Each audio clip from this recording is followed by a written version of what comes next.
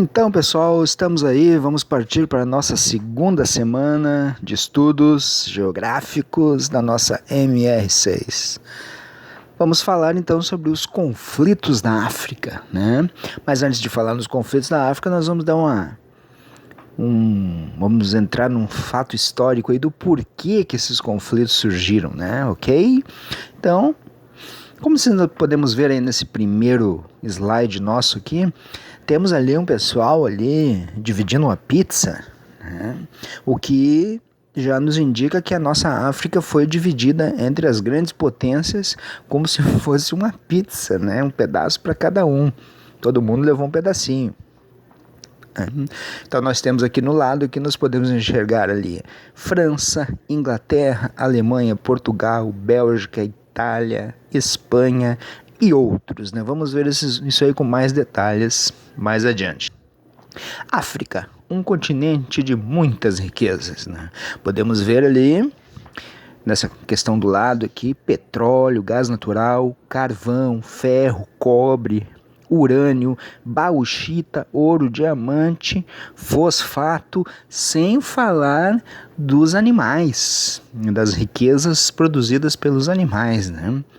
Então a gente vê que a nossa África era um local totalmente rico.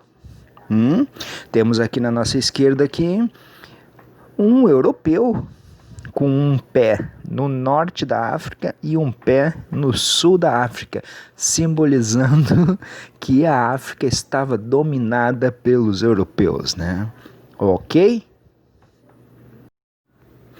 E quais as dificuldades e consequências diretas dessa ocupação, né? Bom, a África da atualidade, né, possui problemas de educação, saúde, moradia, transporte, saneamento básico, possui mão de obra desqualificada, baixa expectativa de vida, baixa renda per capita, elevada taxa de natalidade, isso em função da educação, da baixa educação, elevadíssimo índice de desemprego, ok? Então nós podemos ver que toda colonização mal feita leva a um futuro mal vivido, né? Então o pessoal hoje lá na África sofre as consequências de uma colonização mal feita. O mais excluído dos nossos continentes, nós podemos dizer assim. Características gerais: terceiro maior continente do mundo, localizado no centro imaginário do planeta, né? Imaginamos o nosso mapa ali e a África fica no centro. 75% do seu território encontra-se na zona tropical do globo. Qual é a zona tropical? Aquela ali entre os trópicos, linha do Equador, um trópico acima, um trópico abaixo, né? Então grande parte do território africano fica naquela parte. Possui 53 países e uma possessão chamada de Saara Ocidental. Vamos ver isso mais tarde. Existe cerca de 3.000 grupos étnicos e mais de 1.000 línguas. Nossa, a África não é pouca coisa não, hein, gente? Mas por que a nossa África era tão desejada, né? Além daquelas riquezas que eu já comentei, né? Dá uma olhada só nas fronteiras do nosso continente africano. A noroeste, o Estreito de Gibraltar, que ligava a Espanha e Portugal, toda aquela parte da Europa lá, né, com ela, né, com o Mar Mediterrâneo ali, né. No norte, falando nisso, o próprio Mar Mediterrâneo, o Canal de Suez, que liga com o Oriente Médio e o Mar Mediterrâneo. Ali a nordeste, o Mar Vermelho, o nosso chifre da África ali que liga com o Oceano Índico a leste, e ao sul o Cabo da Boa Esperança, né? A oeste o Oceano Atlântico. Então vocês podem ver que, além de todas as riquezas internas da África, ela liga tudo a qualquer lugar, né? Ou a qualquer lugar a tudo. Se você quisesse ir para as Américas, você poderia ir. Se você quisesse ir para as Europas, como se dizia antigamente, você poderia ir. Se você quisesse ir para a Ásia, você poderia ir para a Índia. Então era um local perfeito para explorar, para ter uma colônia, ir explorar e vazar novamente para o seu país de origem, né? Era show de bola. Ia lá na África, pegava o que queria e voltava para o seu país. Então, era uma mina de ouro. A África era uma mina de ouro. Então, baseado nessa questão da África ser uma mina de ouro, aconteceu um acontecimento chamado Conferência de Berlim, né? Em 1884 a 1885, né? O que aconteceu lá? A África foi retalhada em territórios coloniais a partir desta conferência. A reunião envolveu 15 nações da Europa e os Estados Unidos da América, ok? Que cabe naqueles outros ali que nós estamos vendo ali. Então, França, Inglaterra, Alemanha, Portugal, Bélgica, Itália, Espanha e os Estados Unidos dividiram o continente africano nessa divisão política que existe até hoje. O foco das discussões foram os direitos de navegação e comércio no rio Níger e no rio Congo e os problemas da partilha do continente. Essa conferência não dividiu o continente em colônias, mas fixou princípios para evitar conflitos entre as potências que queriam a partilha da África, ok? E aí a gente chega na nossa pizza. Entenderam agora o porquê da pizza? Nós temos ali a Inglaterra, os Estados Unidos, a Rússia, o Japão e outros dividindo, e os Estados Unidos, né? Tá ali a Estátua da Liberdade, acima com o ombro com a mão no ombro do russo, né? Dividindo a grande pizza da África. Eu quero esse pedaço, eu quero esse. Não, eu quero esse porque esse aqui tem isso. Eu quero aquele ali porque aquele ali tem aquilo ali. Me interessa mais esse pedacinho aqui. Então a África realmente foi dividida desta forma. Grã-Bretanha e França tornaram-se as potências coloniais predominantes. Estão ligados que a Grã-Bretanha é a Inglaterra, né? Alemanha, Portugal, Espanha e Itália ocuparam territórios marginais. O que seriam esses territórios marginais? Nas margens da África, ou seja, os territórios que ficavam para o Oceano Índico e para o Oceano Atlântico, ok? O Congo foi uma colônia privada do rei belga, do rei da Bélgica, até o início do século XX, passando a soberania da Bélgica, ou seja, era a casa de campo dele, né? Ele ia lá para descansar. Doideira, né? Os europeus traçaram fronteiras sobre espaços étnicos e culturais dos quais pouco conheciam, sempre levando em conta objetivos práticos, como o escoamento de mercadorias. Desse modo, inventaram territórios que não existiam, territórios que não tinham raízes nas experiências históricas africanas. Aqui nessa questão aqui de divisão étnica, nós temos a divisão étnica da África e a divisão política da África. A divisão política foi a que a Europa dividiu. Mas aqui na nossa esquerda, nós temos a divisão étnica, ou seja, a divisão que realmente existia, a divisão que os povos fizeram. Ou seja, então, em um lugar, vamos pegar ali, por exemplo, ali no lado esquerdo, no lado direito, vamos pegar ali o Zaire, né? Agora, olhem só aqui no lado esquerdo, a área que ocupa o Zaire. Quantas etnias existem dentro? Estão percebendo o problema? Então, aqui, voltando para o lado direito aqui, em um país destes existia trocentas etnias, né? Várias e várias etnias. E essas etnias estavam em constante guerra. Imaginem a situação. Como manter isso, né? E por isso que isso existe até hoje. Essas desavenças, né? Essas guerras. Porque a África foi dividida de maneira errônea pela Europa e Companhia Limitada. Então, só para lembrar esse slide aqui, né, os diferentes povos e culturas. Por isso que a nossa África é um grande mosaico de culturas e parece que ninguém se entende. Não, é porque existiam grandes etnias, né, diversas etnias, ok? E todas eram diferentes, né? Por isso que a África é, como nós podemos ver assim nesse slide aqui. Agora vamos para um outro problema, né? A África branca ao norte e a subsaariana ao sul. Como nós podemos ver aqui nessa parte verde, né? Aliás, a parte ao norte ali, aquela parte cinza, meio azulada ali, é o deserto do Saara. Abaixo do deserto do Saara nós temos a África subsaariana, ou, né, conhecida como a África do Sul, né? Mas não é assim que o pessoal chama, porque existe um país ao sul que se chama África do Sul. Então, chamamos de África subsaariana. África do Norte ou África Branca? Por que África Branca? Vamos ver então. Condições naturais desfavoráveis, porque presença do deserto do Saara nessa região, né? Com regiões incapazes de sustentar atividades econômicas devido à escassez da água, coisa lógica, é um deserto, né? E infraestruturas básicas que viabilizem tais atividades, né? Na questão econômica, extração de petróleo e gás natural nessa região, atividades comerciais e turismo no local mediterrâneo, por exemplo, na questão do Egito ali, né?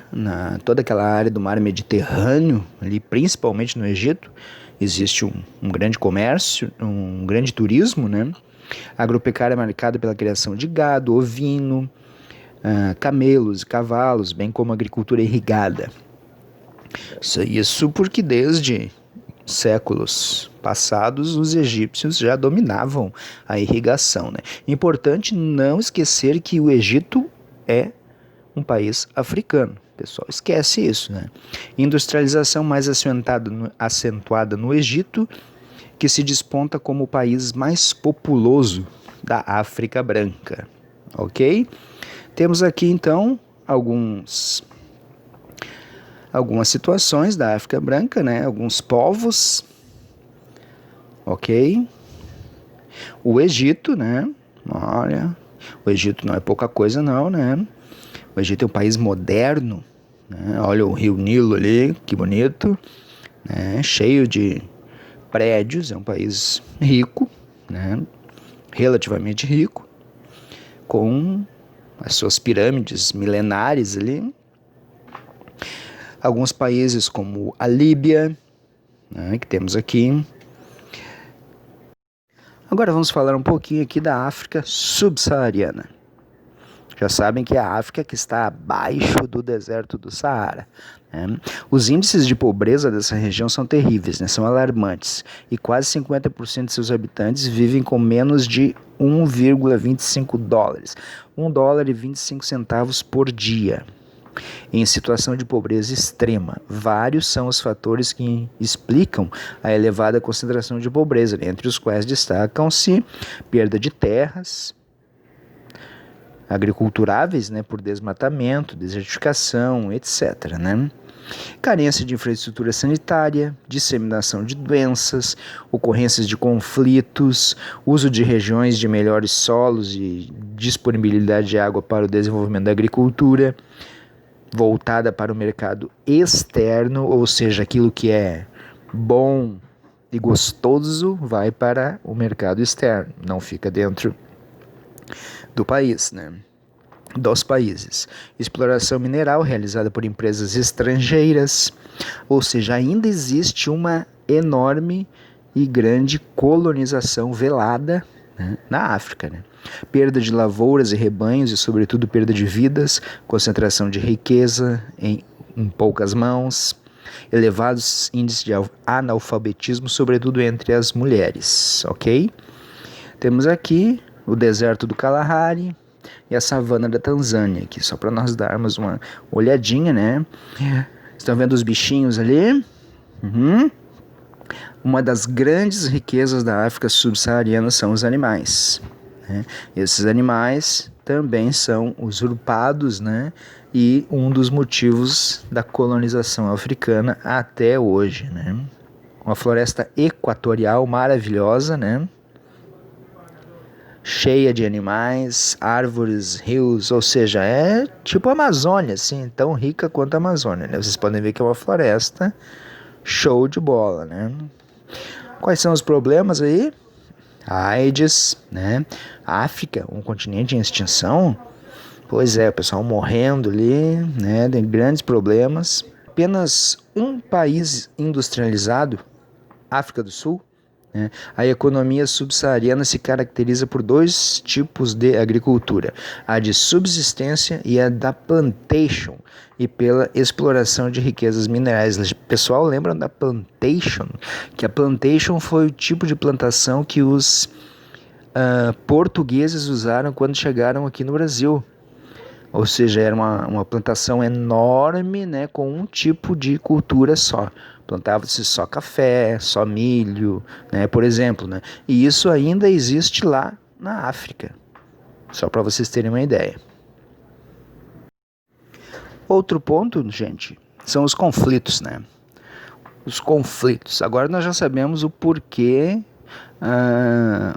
que existem conflitos até hoje na África, né? Foi por causa da divisão mal feita, né? Da colonização mal elaborada e planejada, né? Que a Europa e os Estados Unidos promoveram, né? Nas costas dos africanos, né? Então, o que nós temos aí? Rivalidades tribais, luta pela posse de riquezas, a divisão artificial do continente pelos europeus durante o processo de colonização, como eu já disse, né? Entre os séculos XIX e XX, reuniu tribos rivais em um mesmo território. Subestimou a organização social que já existia e a economia dos habitantes locais, explorou recursos naturais e, para piorar, não preparou a população nativa para dirigir, segundo as ideias do capitalismo, as nações que depois de meados do século XX começaram a se tornar independentes, né? Então, gente, podemos concluir que os europeus contribuíram para a existência de uma elite negra, que passou a governar seguindo os mesmos passos dos colonizadores, ou seja, expropriando um benefício próprio. Assim, o processo de independência das colônias africanas contribuiu para manter ou aumentar os problemas da fome, doenças e conflitos. Um outro ponto, então, gente, o chifre da África, né? Como assim? A África tem chifres? Não, tem só um chifre, que é aquela região ali no leste da África, né? Que parece um chifrezinho mesmo ali, né? O mar Mediterrâneo ali. Temos no mar Mediterrâneo, o chifre da África, o Oceano Índico, o Oriente Médio. Então aquela região ali é uma região onde a navegação do petróleo passa. Então a Etiópia e a Somália, situadas na região estratégica chamada Chifre da África, lutam ferozmente durante anos pela posse da região. Essa região é considerada um ponto estratégico por se encontrar na rota internacional do petróleo vindo do Oriente Médio e também por se encontrar próxima de uma das regiões mais instáveis do mundo em termos de conflitos étnicos e religiosos, né? Acreditem, nessa região aí, gente, existem piratas. Pior, não piratas como os piratas do Caribe, né? Mas piratas fortemente armados, né? Que conseguem derrubar navios petrolíferos, né? Saquear navios de petróleo, ok? Então, outra questão, Somália e Etiópia, aqui umas fotinhos aqui, só para vocês terem ideia da situação do local, né? Lastimável, né? Outras fotos aqui da Etiópia. A Etiópia é uma coisa estranha, né? De um lado parece o Rio de Janeiro, é bem Rio de Janeiro, né? De um lado tem riquezas e de outro uma pobreza extrema, né? Grande. O Congo, bem, mesma coisa, né? Pobreza extrema de um lado e alguns prédios ricos do outro. Lembra muito, essa região lembra muito o nosso Rio de Janeiro aqui. Aqui temos uma questão diferente, né? O país mais rico da África subsaariana. No extremo sul da África fica a África do Sul. Vocês podem ver pelas fotinhos aí que o negócio não é pouca coisa não, né? Parece aquela área do nosso Rio de Janeiro, né? A área rica do Rio de Janeiro ali, realmente, né? Bem estruturada, né? Em compensação, novamente, temos a nossa ala pobre da África do Sul, né? Esse vilarejo aqui, por exemplo, chamado Soweto, né? É complicado. Agora vamos falar um pouquinho sobre a nossa África, o nosso continente africano, no século XXI. Por exemplo, o Sudão é um país rico em petróleo, ouro e terras cultiváveis, mas esteve em estado de guerra civil durante décadas. Então isso traz um conflito que não acaba nunca, né? O conflito ocorre entre o governo muçulmano e guerrilheiros cristãos localizados no sul do país. Um conflito sem fim. A guerra civil e as secas prolongadas resultaram na morte de 1,5 milhão de pessoas, né? O Sudão adotou um regime islâmico radical e a introdução da Sharia, que é a lei islâmica, né, que proíbe o consumo de bebidas alcoólicas e prevê punições por enforcamento ou mutilação, e que resultou no exílio de 350 mil sudaneses que fugiram para países vizinhos. Além desses problemas já citados, né, tem também as guerras civis e de surtos de fome que vitimizaram o país. O Sudão enfrenta também um problema de migração, um número enorme de refugiados fugindo de países vizinhos, principalmente da Etiópia, buscam refúgio neste país africano, o Sudão. Não é tarefa fácil ajudar o povo sudanês, pois infelizmente há conflitos armados, uma precária rede de transportes e uma falta de estrutura imensa, sim, uma falta de estrutura governamental que obstruem o envio de ajuda humanitária para as vítimas deste país africano. Realmente, o governo não quer que mande ajuda para este local. É terrível isso, né, gente? A gente não consegue acreditar que existam governos que fazem isso, mas fazem. E agora aqui então, pessoal, por último, eu gostaria de mostrar uma questão chamada que eu chamei de geografia da fome, né? Para nós termos uma ideia, né? Temos um tio aqui sentado com o seu corpo esquelético, né, pedindo uma esmolinha, né? Então eu selecionei aqui alguns países para nós termos uma ideia. Por exemplo, na Alemanha, o pessoal ganha em torno de $500 por semana. Olha aí que show, né? Nos Estados Unidos, né, em torno de $346 por semana. Olha aí. No Japão, $317 por semana. Olha aí. Mesa farta. Show de bola, né? Na Itália, né, $260 por semana. O pessoal come bem também, enche a mesa, olha aí, ó. Na Grã-Bretanha, nossa famosa Inglaterra, aí, $253 por semana. Olha aí quanta coisa dá para comer. Olha aí, pessoal feliz da vida, né? Tirando aquela tia ali que parece estar meio triste, né? No Kuwait, $221 por semana. Ó, pessoal feliz também, aí, cheio de mesa farta também, olha só.